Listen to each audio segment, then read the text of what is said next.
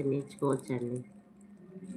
సరే ఇలా తిప్పి ఇలా 2 వేళ్ళ మధ్య ఇలా పెట్టి ఇలా పట్టుకొని ఇలా వేస్తే అయిపోయాయండి.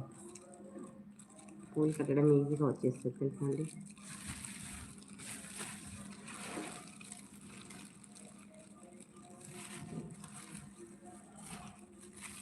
హాయ్ అండి, లైవ్లో ఉన్న వాళ్ళు దయచేసి లైక్ చేయండి, సపోర్ట్ చేయండి.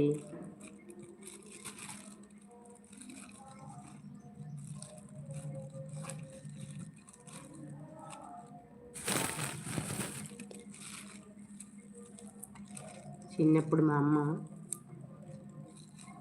గాజు పెంకులతో నేర్పించిందండి. తర్వాత చీపురు పుల్లలతో నేర్పించింది. ఇవి పూలు అల్లడము ఎందుకో అనుకున్నాం, కానీ అవి ఇప్పుడు ఆధారం అవుతాయి అనుకోలేదు.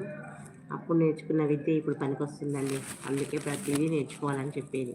ఎందుకంటే మీరు కూడా ఏది కూడా నాకు ఎందుకు, నాకు అవసరమా అని అనుకోకుండా అన్నీ